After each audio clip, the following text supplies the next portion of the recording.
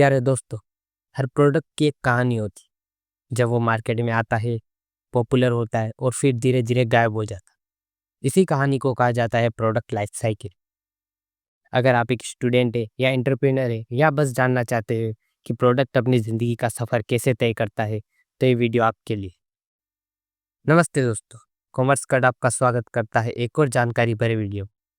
आज हम जानेंगे कि प्रोडक्ट लाइफ साइकिल क्या होता है, उसकी डिफरेंट स्टेज क्या होती है और कंपनीज हर स्टेज पर क्या क्या स्ट्रेटेजीज फॉलो करती है। तो चलिए, बिना देर किए शुरू करते हैं। उससे पहले अगर आपने हमारे चैनल को सब्सक्राइब नहीं किया तो कर लें। सबसे पहले हम जानेंगे प्रोडक्ट लाइफ साइकिल का मीनिंग।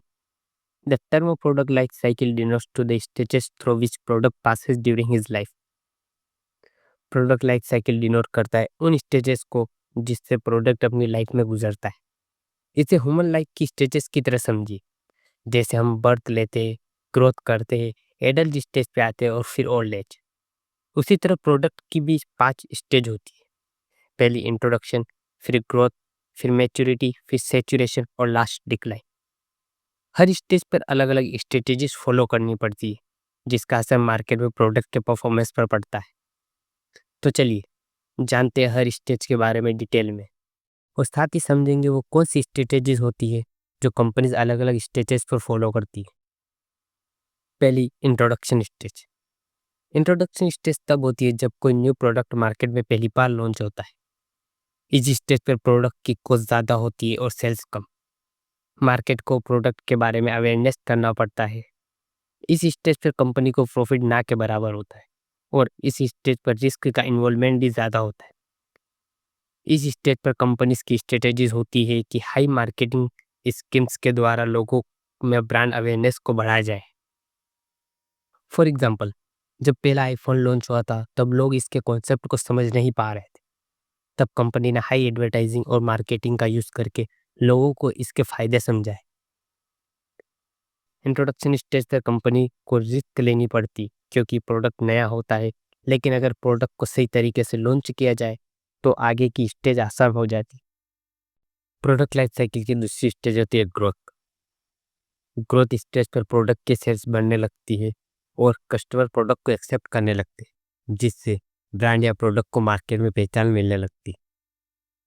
और एक कंपनी की ग्रोथ को देखकर और भी कंपनी मार्केट में अपना प्रोडक्ट लॉन्च कर देती है। फॉर एग्जाम्पल, आईफोन के आने के बाद सैमसंग, गूगल जैसी कंपनीज भी स्मार्टफोन मार्केट में आ गई।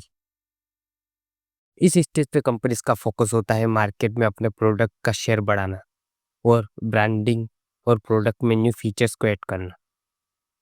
ग्रोथ स्टेज किसी भी कंपनी के लिए सबसे एक्साइटेड स्टेज होती है। यही वो स्टेज होती है जब आपका प्रोडक्ट हिट हो सकता है या फिर कंपटीशन में दब सकता है।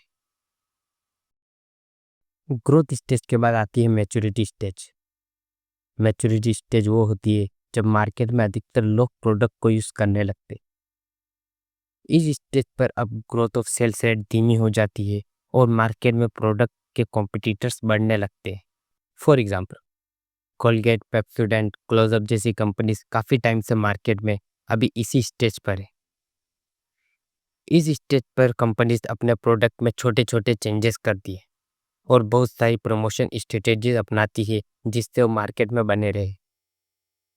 अब कंपनीज को इनोवेट करना होता है, वरना कस्टमर्स किसी और अल्टरनेटिव प्रोडक्ट की तरफ जा सकता है। यही वो स्टेज होती है जहां मार्केटिंग टीम की असली परीक्षा होती है। प्रोडक्ट लाइफ साइकिल की अगली स्टेज होती है सेचुरेशन।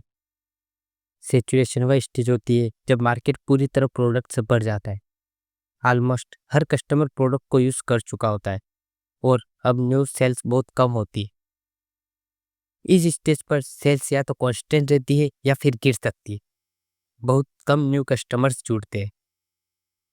ब्रांड्स के बीच पे डिफरेंस पता करना बहुत मुश्किल होता है और प्रोडक्ट के लिए मार्केट में शेयर बनाए रखना मुश्किल होता है। अब बारी आती है प्रोडक्ट लाइफ साइकिल के लास्ट स्टेज की, यानी डिक्लाइन स्टेज। डिक्लाइन स्टेज पर मार्केट में प्रोडक्ट की डिमांड कम होने लगती है। न्यू टेक्नोलॉजी या न्यू अल्टरनेटिव प्रोडक्ट की वजह से लोग इस प्रोडक्ट को खरीदना बंद कर देते हैं। इस स्टेज पर सेल्स कम होने लगती है और प्रॉफिट कम होने लगता है या फिर बिल्कुल प्रॉफिट होना बंद हो जाता है। और कंपनीज अपने प्रोडक्ट को बंद करने की सोचती है। फॉर एग्जाम्पल, पहले डीवीडी प्लेयर और MP3 प्लेयर हर घर में पाए जाते थे, लेकिन अब न्यू टेक्नोलॉजी के आने के बाद वो शायद ही दिखते। इस स्टेज पर कंपनीज या तो अपना प्रोडक्ट को रीडिज़ाइन करती है या ट्राई करती है कि बचे हुए मार्केट में एग्जिस्ट कर पाए, और फिर लास्ट ऑप्शन बचता है प्रोडक्ट के प्रोडक्शन को बंद कर देना। हर प्रोडक्ट का एक एंड होता है, लेकिन अगर समझदारी से इस स्टेज को मैनेज किया जाए तो कंपनी नुकसान से भी कुछ सीख सकती है या न्यू प्रोडक्ट की शुरुआत कर सकती है। दोस्तों, हमने प्रोडक्ट लाइफ साइकिल की सारी स्टेज के बारे में डिटेल में समझा। चलिए अब जानते हैं कि प्रोडक्ट लाइफ साइकिल ज़रूरी क्यों है।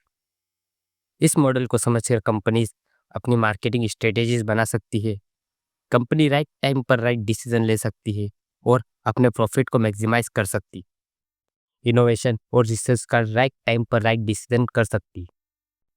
चलिए एक बार फिर से पांचों स्टेज को शॉर्ट में रिकैप कर लेते। पहली, इंट्रोडक्शन स्टेज, जब प्रोडक्ट पहली बार लॉन्च होता है।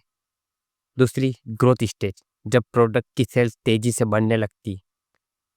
थर्ड, मैच्योरिटी स्टेज, जब मार्केट स्टेबल हो जाता है। फोर्थ, सैचुरेशन स्टेज, जब हर कस्टमर प्रोडक्ट को यूज़ कर चुका होता है। लास्ट, डिक्लाइन स्टेज, जब सेल्स गिरने लगती है और प्रोडक्ट मार्केट से बाहर होने लगता है। तो दोस्तों, आपको क्या लगता है, कौन सा प्रोडक्ट आज डिक्लाइन स्टेज पे, या फिर ऐसा कौन सा प्रोडक्ट है जो गिरने के बाद वापस आया हो? अपने विचार नीचे कमेंट बॉक्स में ज़रूर बताइए। अगर आपको ये वीडियो पसंद आया है तो लाइक करें और हमारे चैनल को सब्सक्राइब करें और नोटिफिकेशन बेल को ज़रूर दबाइए ताकि अगली वीडियो आपको सबसे पहले मिले।